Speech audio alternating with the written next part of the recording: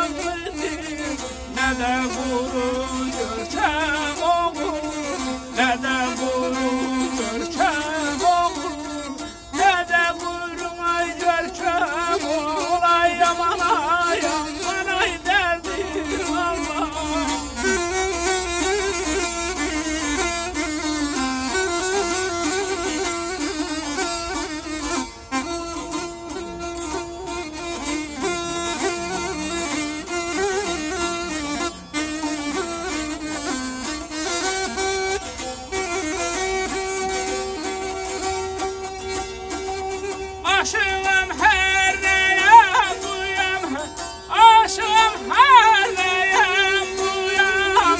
İnan bana merdem uyam, yaman yaman ay derdim Allah.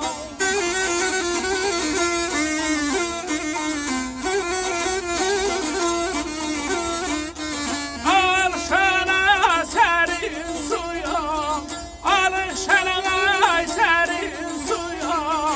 Üşüyene kürkem oğlum, üşüyene kürkem oğlum.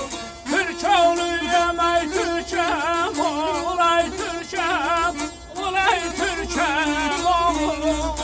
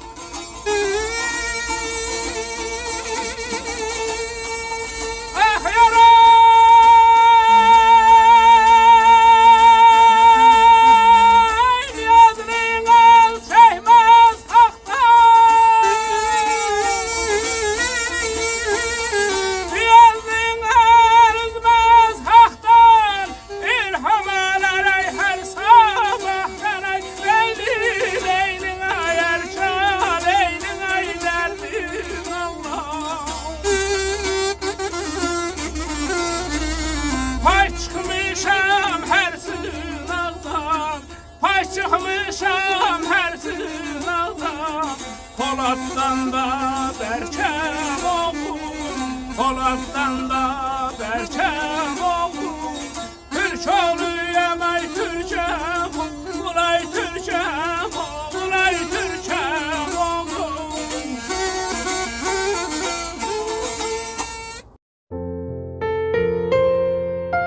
Türk ruhu harda varsa orada Türkler var deyilen bir anlayış var.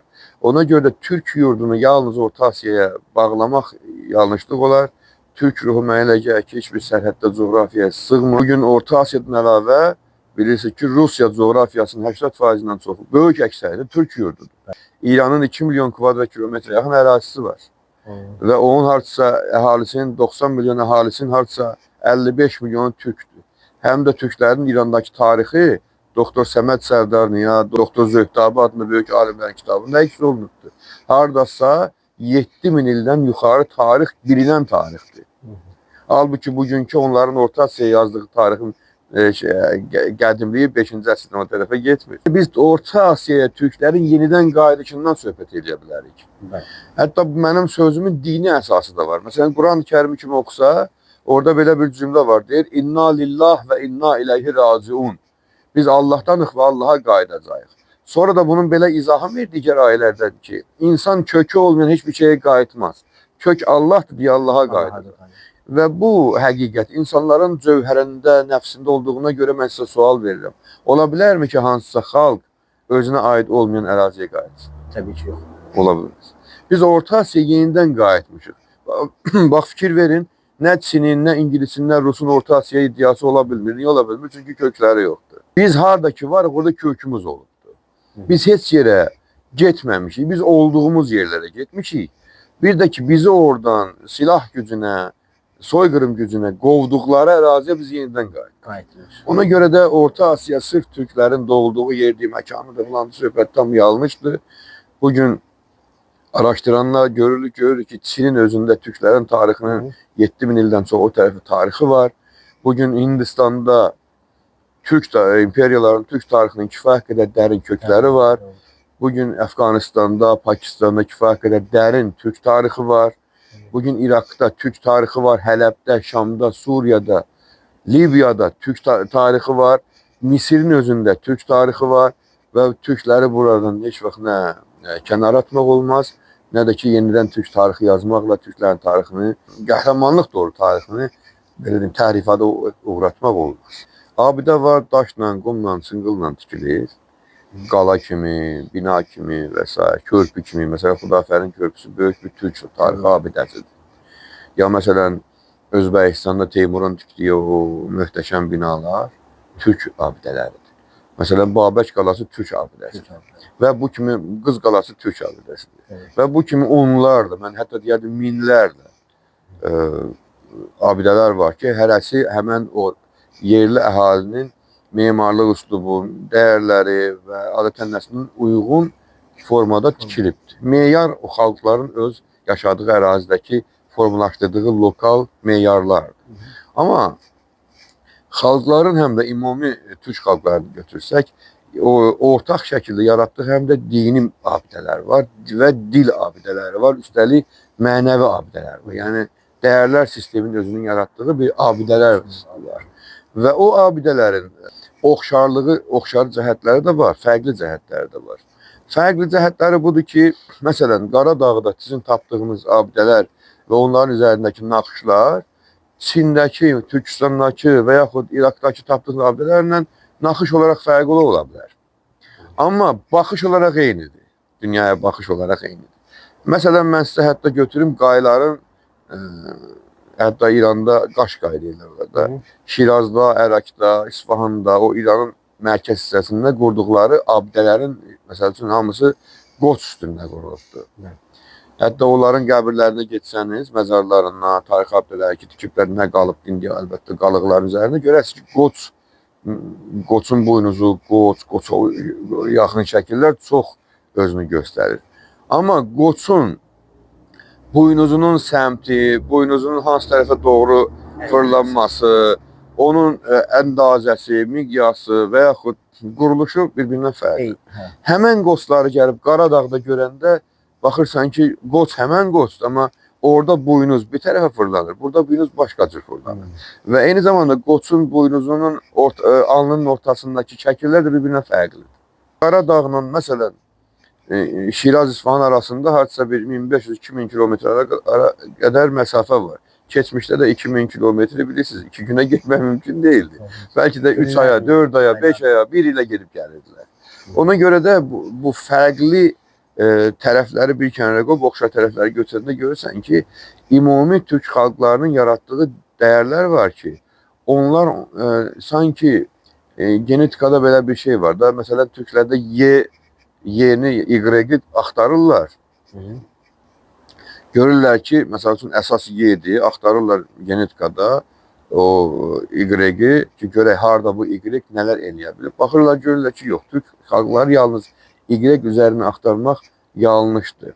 Çünki türk xalqları ərazisi o qədər genişdir ki, bəzən C, tutaq ki, və bəzən də hətta başqa hərflərdən artırmışlar. İndi bu dəqiqə tarix yadımda deyil. Və sübut edirlər ki, bu türk xalqlarının bir atadan, babadan olması sübut olunmasa da bir dəyərdən doğulması sübut olunur. Biz meyar bizə ümumiyyətlə türk ruhunun da yaratdığı dəyərlər olubdur. Dəyərlər sistemi olubdur. Meyar o olubdur. Baxın, bizdə ən çox işlənilən söz nədir? Törə. Təbii. Biz indi adət, ənənə deyirik.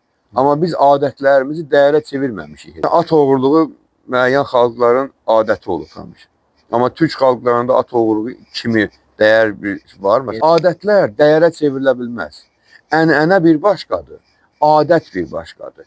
Türk xalqları adət üzərində ənənə qurub törəyə çevirməyiblər. Ona görə də Nikita Haydn deyilən böyük Alman filosofu çox maraqlı bir nəzəriyyə irəli sürür ki, deyir, mən türkləri çox araşdırdım, dillərin və kültürlərin də. Görürəm ki, doğrudan da bunu yaratmaq üçün bir ilahi qüvvə lazımdır. Bəşər yarada biləcək dil və dəyər sistemi deyil bu.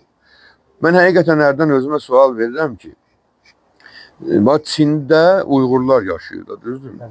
Bir Uyğurla mən rastlaşanda, oturub dəyərlərdən danışanda görürəm ki, bizim eyni dəyərlər sistemi paylaşırlar.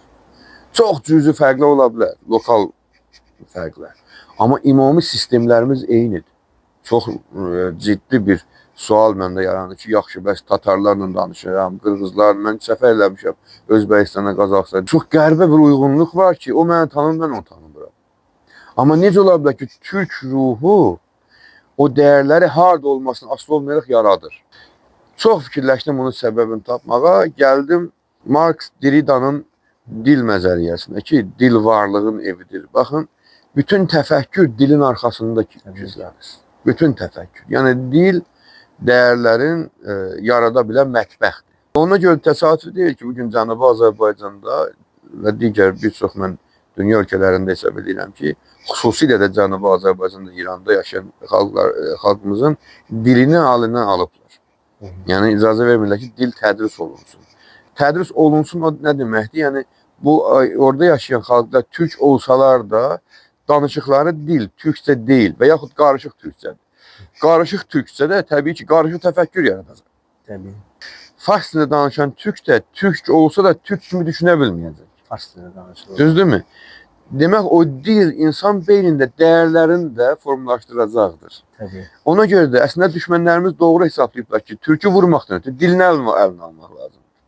Nə qədər ki, türk dilində danışır, o dil bunun beynində o təfəkkür, o dəyərlər sistemini avtomatik olaraq yaradacaqdır. Deməli, bizi türk eləyən nə genetikamızdır, nə daşlığımız qandır, nə də digər məsələ. Dil. Dil və ruhdur, ruh. Ruh əslində Yunan sözünün ərəbcə tərcüməsidir. Ruh enerji deməkdir. Deyir ya, ruh gördük. Yəni, nəyinsə enerjisini gördük. Dilin yaratdığı enerji bizi həm türkləşdirir, həm insaniləşdirir, həm ilahiləşdirir, həm də böyük bizə, belə deyim ki, ortaq dəyərlər sistemini yaratmaq üçün imkanlar verir. Ona görə də bizim memarimiz harada yaranmasından asılı olmayaraq, o böyüklüyü, o təsəvvürü, o sistemi özündə ehtiva edir. Meyar bizə odur, əziz qardaşım. Baxın, mən məsələn Çin səddi ilə bağlı bu yaxında bir məqalə oxuyurdum. Çin səddini Çinlər deyirlər kim tikibdir? Çinlər tikibdir, türk axınının qarşısını almaqdan ötürü, düzdürmü? Çinə gedəndə Çin səddinin üstündə durun. Bax, bu Çin səddidir. Bura Çindir, burada qədim türklərin ərazisi. Bu da sərhəd kimi çəkilib də, düzdürmü? Niyə o xatanların, o deşik olur da, o xatanların deşiyi bu tərəfdədir. Əksədir. Türk tərəfdədir. Çünki bu divarı Çin tikməyib. Türklər tikib Çin hücumuna qarşı, Çin axınına qarşı. Və o divardan bu tərəfə türk duyudu. Bildinizmi? Amma Çinlər o divarı öz tarixi abidələri kimi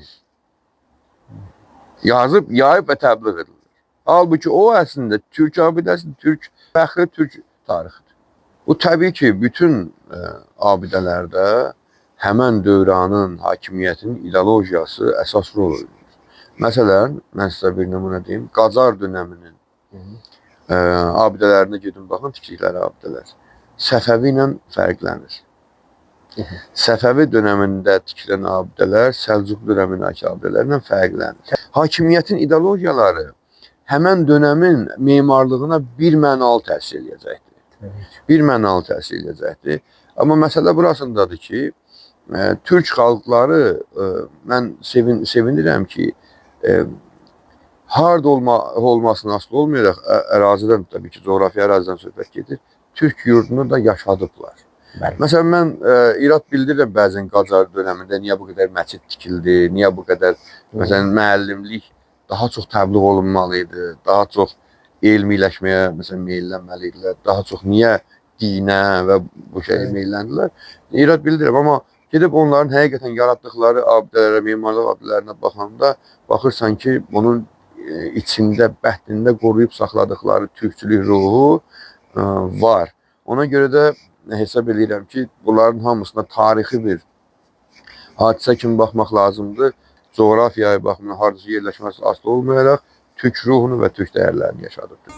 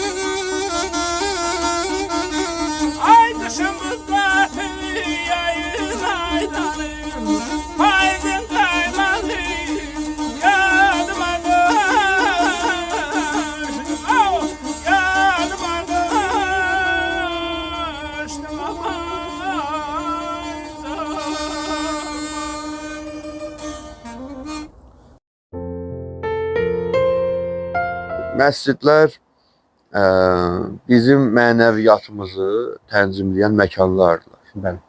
Amma Azərbaycan Qələndərlik Məktəbində xüsusilə də Xaqanidən və Şəms Təbrizdən bu tərəfə başlayan məktəbdə dünyanı Allahın yurdu hesab edirlər. Allah'a bir evə, bir məkana sığdırmaq mümkün deyil ki. Bəzən də müşahidə edirik ki, məsələn, teokratik dövlətlər yaranır İrandakı kimi, məscidləri təbliğat məkanlarına çevirirlər. İtaət və ibadət yeri kimi deyil, təbliğat yerlərinə. Ona görə də məscidlərdən sui-istifadə edilə bilir. Hesab edirəm, gənclər dönəmlərində olan və yaranan abidələrə mütləq şəkildə diqqətli olmalıdırlar ki, o abidələr xalqın həqiqi, yenə təkrar edirəm, dəyərləri və meyarları üzərində qurulsun. Tarixə də bir növ ibrət aynası kimi baxmaq lazımdır. Ki, biz harada səhv etdik, harada düz etdik.